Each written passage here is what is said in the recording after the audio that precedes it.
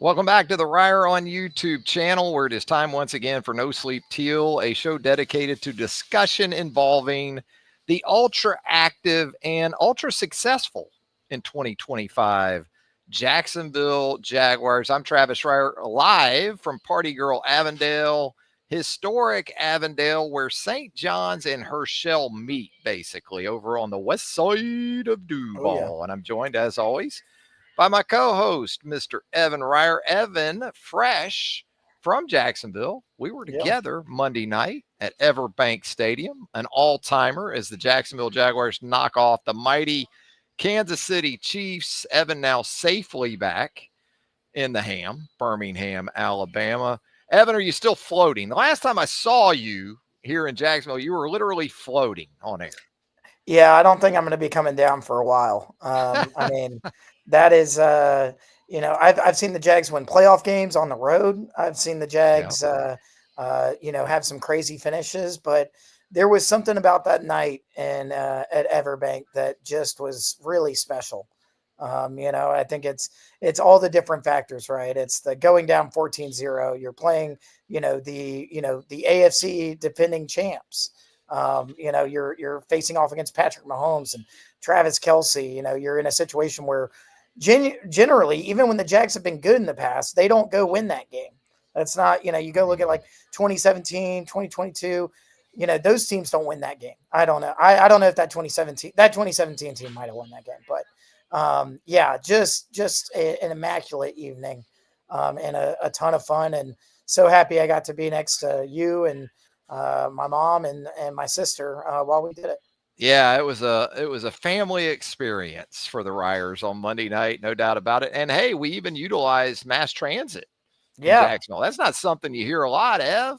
We No, took the Jacksonville's old not exactly known for their public transit. Game Day Express down Yeah. there. And look, kudos to those folks at the JTA for that service.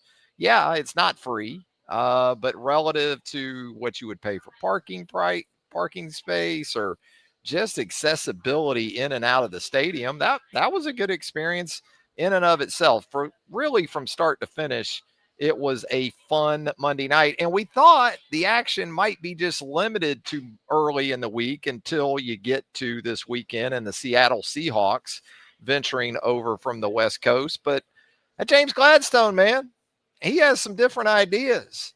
Dealing, I guess I'm going to call him, Dealing Jimmy Gladstone. He's going to be known maybe here on the show. Gladstone. The righteous Gladstone. The Jags earlier today, pretty big news, Ev, as they swap corners. Tyson Campbell, the $70+ million man, headed to Cleveland. Greg Newsome in exchange, coming down from the Cleveland Browns. Your initial reaction to that? I think it definitely took me by surprise. I don't think anybody was really expecting that. Overall, I like the move. I like the idea of it because Greg Newsome has been playing in a Browns defense that is actually very man focused, but he projects more as a zone corner. And that's what the Jags want to do under Campanelli. I think that fits, and I don't think Tyson Campbell really benefited from being in a zone scheme himself. So I actually like the deal for both sides. Newsome's definitely not, a super prominent name, doesn't necessarily have a crazy resume to boast, but this is a former first round pick, a really talented guy who maybe with a change of scenery might unlock what, the Browns saw in him when they took him in the first round 5 years ago. Yeah, and you've got some financial burden removed, I guess, too. A little bit, not as much as you'd like. Not as much as you would like. And in terms of value, in retrospect, what you paid Tyson Campbell basically per start for what you gave him in that most recent deal, not ideal. I don't worry about that as much. I know a lot of media, a lot of fans will make a big deal out of stuff like that. And I'm always like, why are you making a big deal out of it? It's not like it's your money. And it's not inhibiting your team from winning moving forward, really.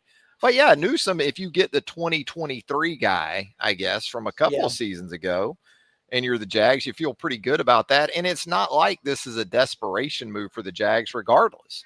If Greg Newsome is great as sort of a rental if it plays out that way the rest of the season, then great.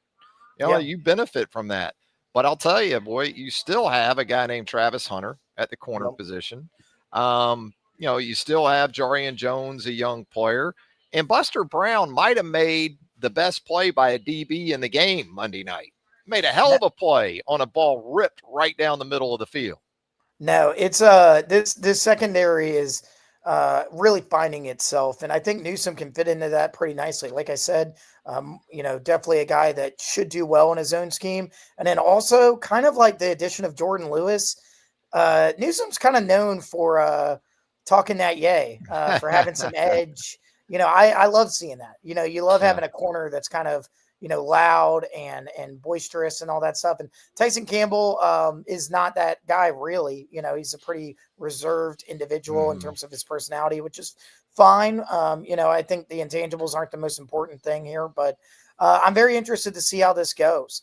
You would think when you're up, 4-1 on the season, then maybe you just let it rock. You don't, really rock the boat any at all. But I'm curious what the vibe is in the locker room after that, because it doesn't come off as like like we don't like Tyson Campbell. We don't appreciate, his vibe or his contributions. It's more just Gladstone saw an opportunity and said, okay, let's see if we can get this team a little bit better. Well, this regime isn't going to stand pat. I think we No. understand that. And that's why a game or two into the Brian Thomas Jr. situation, there was a part of me that was thinking, I will Yeah. not wake up shocked, or I will not be shocked at any time during the day if I see a news flash that a guy like even BTJ is on the move. And I wouldn't even rule that out at this point. That was one of the first thoughts I had after hearing Tyson Campbell was going, was Yeah. that, well, maybe what my instincts were telling me a little bit with BTJ a couple of weeks ago wasn't entirely off. Although I think we've seen him trending more in a positive direction. It For seems sure. like the last couple of weeks. No, definitely. BTJ was still very solid against the Chiefs. Obviously Big not catch. a massive game, but had that. I mean, that was an incredible throw and catch. Yep. And also just no mistakes, which is really what Let's start there, right? Like let's just make sure we're catching the ball and moving forward, and he's doing that right now. I really think Gladstone said after the trade that he was like, I we're definitely open to trading again, to going to get more pieces. I think while BTJ is definitely a possibility, if I'm rooting for anything, it's a DT. I would love for the Jags to go pick up like a high profile DT and make something happen there. Maybe Dexter Lawrence. I've seen some chatter online about Dexter Lawrence. That would be be a sick. big one. Yeah. That would be huge. But I personally love a GM that is assertive, aggressive, proactive, and really Gladstone's been that every step of the way since he got in the front office less than a year ago. Yeah, when you have moves, big moves. I mean, the move up to get Travis Hunter, moving Tyson Campbell from Jacksonville to Cleveland here in the last 6-8 hours.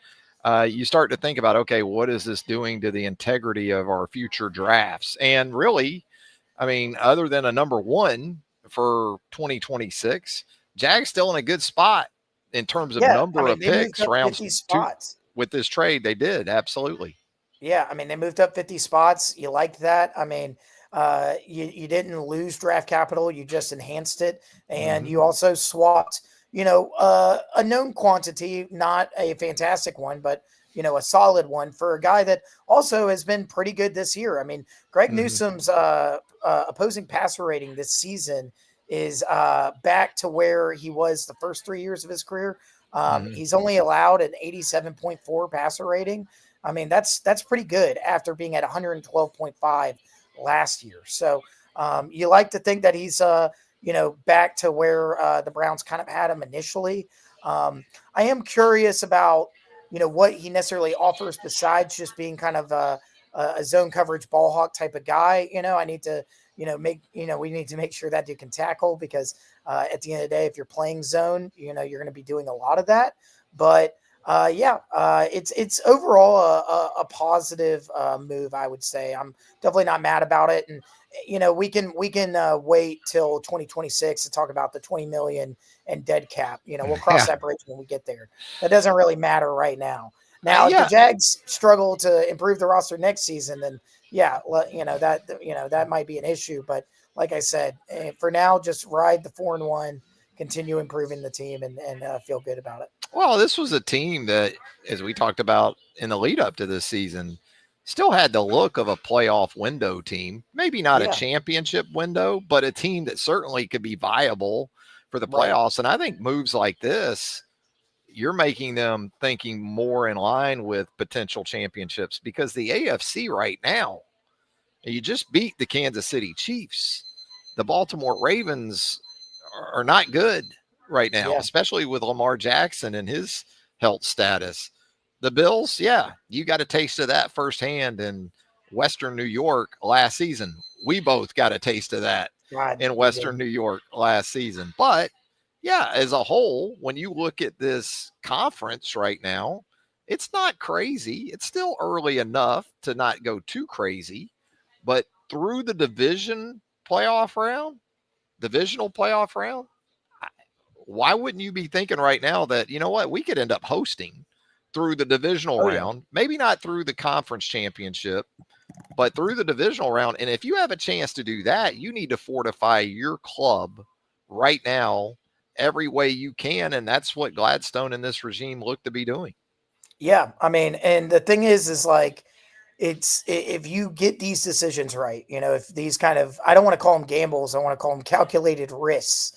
If you get these right, then you are going to be looking at not only a better team, but a schedule in the back half of the season that you can really rack up the wins. I mean, we've talked about it all off season. We've talked about it the past few weeks. We said over and over, it's like just get to through week 5 at 2-3, and you can kind of make something happen. Well, the Jaguars are 4-1, and they are looking like, they're looking like they're probably going to beat the Seahawks this weekend. I mean, the Seahawks Mm-hmm. are not going to be easy, but I mean, Seahawks are beat up, as we're going to talk about too, from an yeah, injury but perspective. I mean, really, after the Seahawks and Rams, which both of those are really solid, good teams, probably I'd say the Rams are the better of those two. I mean, you're talking Vegas, Houston, Cardinals, Titans twice, Jets.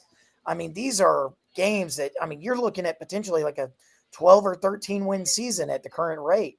So, I mean, that would be, I mean, far beyond our expectations. And it's hard not to, already start dreaming of what, this team can potentially do in the playoffs. Yeah, you look at the NFC West games for the Jags, it's going to probably come down to the Rams in London whether or not they sweep that Yeah. division.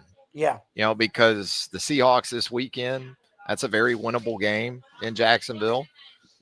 You got some experience pretty recently against Sam Darnold a year ago when he was with the Minnesota Vikings. You picked him off 3 times in Jacksonville. Uh, Arizona's a team you're going to go into, barring unforeseen injuries or setbacks, expecting to beat. They seem to be a little bit of a spiral right now with some of Yeah. their issues, not just related to winning and losing either. And then that game in London with the Rams for sure. Now, in terms of the health status of Newsome, does that worry you a little bit? Because, he is dealing with a hamstring, I believe, right now. Yeah.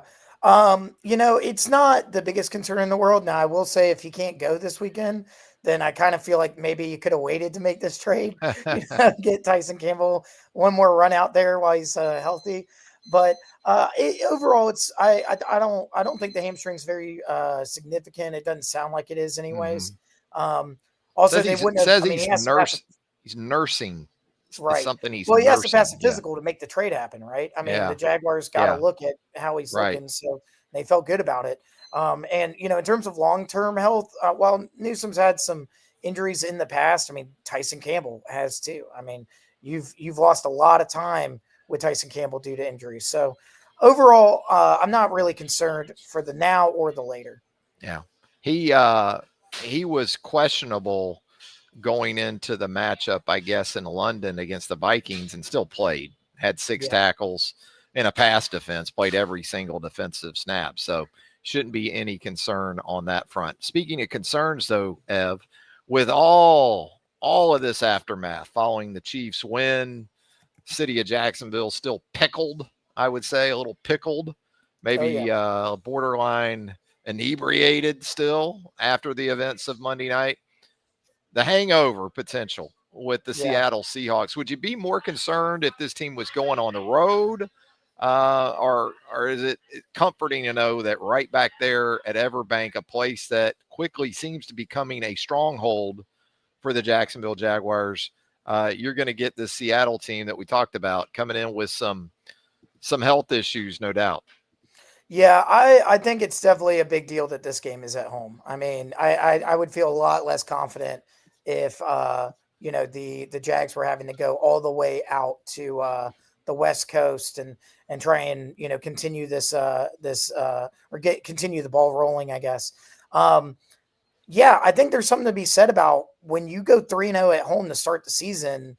I mean, you got to feel good playing in Jacksonville. Like, I mean, and it's been a while since the Jags have really, can say that, because even in the 2022 season, they weren't necessarily a home fortress team. Right now, it feels like they can't lose at home. Um, Mhm. you feel good about that. And then, like you said, the Seahawks are a bit banged up.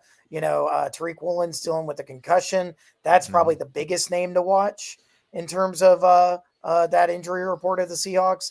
If Tariq Woolen can't go, that's a big deal. Demarcus Lawrence is another name you think about. Devin Witherspoon. I mean, they're Mhm. they're like second and third level guys are banged up right now. So might be a game for Trevor to carry that momentum after a really great performance against the Chiefs. Yeah, and an offense that around Sam Darnold is certainly formidable. I mean, Yeah, Jackson they're really Smith good and Jigba is one of the very best receivers in the in the NFC NFL. West, if not the National Football League. He's coming off a huge performance in a tough loss to the Tampa Bay Buccaneers last weekend. Cooper Cup, you know about that guy, Yep. been around a long time. Kenneth Walker. AJ Barner at the tight end position, he only has 14 catches in 5 games, but 4 have gone for touchdowns. Yeah, I mean, the running back position, as you sort of outlined there too. Kenneth Charbonnet's really Walker. good Kenneth on that Walker's averaging nearly 5 yards per carry. I mean, that's side. that's a healthy average in the National Football League. It's funny too though, because and there's been games this season. I've watched a good bit of the Seahawks this year, and I don't know why they don't hand it off to Kenneth Walker more, because he looks so dominant every time he touches Yeah. the ball. But there's been quite a few times that they've really leaned into Sam Darnold, and for good reason. I mean, like you said, Njigba right now is one of the most productive receivers in the NFL. And that's going to be, if Greg Newsome's coming in hot, there's going to be quite a bit Yeah. on him to help limit that. And like you said, AJ Barner 15, is, 15.7 per catch for Njigba yeah, I mean, he and is, 123 yards after the catch. yeah. He's a It's not lot. just it's not just Darnold placing it. It's what No. Njigba can do. Yeah. He's not, it's insane because he's not like a 4.3 runner or anything like that. Mhm. He definitely has some jets, but he's not the fastest dude in the world. He's just shifty as all get out. He'll make you miss over and over and over. And so the Jags are going to have to be disciplined when they take him on this weekend. And it's kind of the same deal with Walker and Charbonnet. It's that, after first Mhm. contact, that you get worried about with those two dudes. And they've found a lot of success with it this year. Darnold's been sacked 6 times in 5 games. It's That's a pretty good reasonable on the number. offensive line's part. And when he does run it, he doesn't look like he would be an effective runner. Uh, but he He's an does athlete, have, man. yeah, he has 3 carries for 38 yards when he hasn't been sacked. He Right. has a long run of 24 yards, which is the second longest run by a Seahawk. Kenneth Walker with a long of 31 on the season. So let me ask you this, the confidence level now, understanding what the Seahawks team is going to present on the offensive side of the ball, pretty balanced, pretty complete offensively, but with those defensive injuries, 3 starters out last week against the Bucks for the Seahawks on that side of the ball. Another one went out injured in that loss, so potentially 4. You've got some important complementary players on that defense that are on that injury report as we approach the end of the week. Are you ready to come on board, Ev? Are you ready to pick the Jacksonville Jaguars to win a game? Or are you thinking, look, if it ain't broke, don't fix it. Kind I of know. I keep keep going the way picking you're against. going, and they're winning. So how do you approach that, Ev? I know if I. Oh man, The thing is the score I have in my mind is I think it's going to be a bit of a barn burner. I've actually got like 33-27 Jag. Wow. I got a high scoring game. I think the reason it's going to be a high scoring game is actually turnovers. I know that doesn't necessarily, it seems like a paradox there, but the Seahawks have turned the ball over twice in 3 different games this year. Actually, I think it might be 4. No, 3. So I think the Jags defense is going to be able to turn the ball over about as much as they have been all season. The Seahawks like to put the ball on the ground. They fumble a lot. I think the Jags are going to play complementary football in a way that we haven't actually seen yet. I think that they're going to take that next step forward and they're going to get out early. And then the Seahawks are going to have to play catch up. I'm thinking like a 2-score first half lead. I'm going big. I'm saying Jags are ready for this one. Wow. No hangover, according to Ev there. I'm going to go Jags. I thought I was pretty much on it with the Chiefs pick last week. I had Chiefs 27-24. It was 28-24 before that late thrill ride. Damn it, Trevor Lawrence. Yeah, I mean, Trevor's messing up my picks now. I don't appreciate that. But no, I'm going to go Jags. I think it's going to be something along the lines of what I thought it would be last week, but with the Jags on the right side of it. Maybe 27-21, 27-24, something like that. It should be a hell of an entertaining game with the offenses and what they're capable of doing. I think the Jags, though, taking the ball away, to your point, I think, 14 takeaways now on the season, which is leading the NFL. Just 4 more than the next closest defense. So that's a big number, 14 through 5 games. So I'm going Jags at home, Ev. There we go. We're on the record. No, it's it should be a really exciting game. I mean, this is like the kind of like AFC versus NFC matchup that you want to see on the afternoon slate. Honestly, I wouldn't be surprised if we actually get some love on red zone for the first time in history. I feel like even touchdowns when the Jags score and they don't get put on red zone, but maybe this time. But yeah, no, if they can limit Njigba to, let's say, 70 or 80 yards, I think you take that. If you can keep him out of the end zone, I think you win this game. Because at the end of the day, like, Darnold's a good quarterback, but dude's got a mistake in him or two. I mean, he has thrown 3 picks this year. Threw 3 against the Jags last year. They've also effed around and found out in a couple of their games this season. Yeah, they have. That loss against the 49ers to open the season was awful. Yeah. Like, they looked not good in that game. They bounced back against a decent Steelers 3 straight. Yeah. And the Saints are terrible, but I mean, in that Cardinals game, they should have lost. The Cardinals blew it. Cardinals are good at that. Yeah, they're really good at that. And then also, I mean, vice versa, they kind of had the Bucs dead to rights, but Baker Mayfield, if you give him one chance at the end of the game, he's Darnold did throw for 341 last week, so he's got that in him too. He threw for 150 against the Niners in the opener, and then he throws for 341 against the Bucs. He actually he leads the NFL in yards per attempt right now. Darnold does. Explosiveness, and it helps when you can run the ball like they can. Yeah, I mean, that offensive line's legit. That's going to be probably the matchup to watch is the OTs versus Josh Hines Allen. Hopefully Trayvon Walker's good to go. I think he will be based on what we've been hearing, but that's going to be like, if the Jags can get any type of pass rush on Darnold, that'll be a massive, massive deal. Yeah, Liam, in his comments about it, sounded like Trayvon was pretty close by Monday night against the Chiefs, but they just sided with caution, which you absolutely should. Also, Jags got to watch out for the special package, the Jalen Milroe Wildcat breakout. Right. Yeah. Absolutely. I mean, it's on the way. They're going to break it out at some point. Yeah, it's coming in the red zone. Just don't let them hit the outside. If you can just keep them between the hash, then you'll be all right. Well, we're going to be all right because we're at Party Girl. 4205 St. John's Avenue in historic Avondale. You need to swing by. All these great meals, all these great sweets. You've got, what else we had this week? We had that meatloaf Meatloaf Meatloaf. with the homemade mac and cheese. Ooh, those went God, quick. that sounds good. They didn't I last bet they long. did. No, there wasn't And any for me on Monday when I was in there.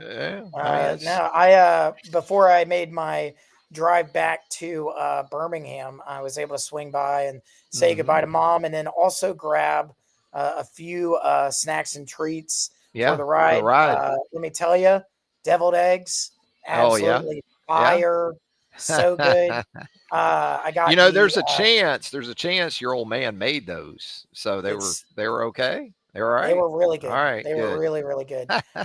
It has a very significant kind of dill pickle vibe to it that I was Yeah, in love with. yeah, yeah. Um, also had I guess it was like a chocolate chip toffee cookie. Um, Yeah, those toffee if a cookie cookies has are some type of unreal. like candy crunch in it like that, I'm in love with Yeah, it. it's that And that was toffee. great. And then I kind of threw a curveball to myself. Instead of going for the like red velvet or any of the chocolate, which are my kind of Cake cups. go-tos, I Yeah, got the I guess it was the champagne cake or yeah. the What did you think of that? That's I unique. thought it was tremendous. I thought It's it was got a so really good. fun flavor, doesn't it? Yeah, It's it's refreshing and I've never had a cake that really felt it refreshing. pops. It Um, pops a little bit. it was that was tremendous. I thought it was so good. I was no joke taking my spoon and scraping spoon and then finger scraping out the icing Well, and the little that bits. buttercream icing is made daily. I mean, Yeah, it's real deal stuff. it's so By good. So scratch, from scratch, right it's here. not often that I can provide a testimonial because I just don't get down there enough. But Right. this week it's fresh in my mind, and I'm sad I didn't bring more back. So Played some golf before the game on Monday. Went out to the yards. yep, Evan nearly had his first ace I know on it number came close. 5. Tracking. We've got video of that right here on Reier on YouTube. If you haven't Yeah, seen go that check as that of out. yet, check it out. We got I still shot got it. shot tracer technology and everything. So you know, It's rare that I can still find that high school game, but at least on you that still tee got shot, it. You still got it. Shout out HHI yeah, Seahawks. Speaking of go Seahawks, Seahawks. all right, my man. It's been a lot of fun on a All right, Thursday afternoon. Always enjoy catching up with Ev here on No Sleep Till. It is the Jags and the Seahawks coming up Sunday at Everbank. We'll be back next week to recap that matchup and look ahead to what's next for the Jacksonville Jaguars. But who knows? I mean, there could be a trade in the next 30 minutes and we might have to jump back on. yeah, no, we'll see you tomorrow maybe. It's all up to James, you know. Hey, Yeah, he's his machinations, his he's got the schemes. strings. Yes.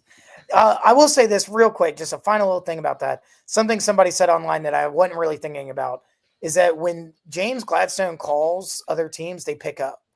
I think that's more of a thing than people realize. I think when Trent Baalke was shopping around, people had that man on spam, had him no caller ID, all that stuff. I think there's something to be said that, people are willing to talk to Gladstone. So it's a good Well, feeling. it sounds like if he calls, he's serious. He's not just Yeah. feeling you out. Like Yeah. it sounds like if Gladstone calls, let's do some business. Yeah. It's People awesome. It's people a tend to very be exciting time right now. absolutely. For Evan Reier, I'm Travis Reier. Thank you for tuning in live right here on the Reier on YouTube channel. And until next time, so long, everybody.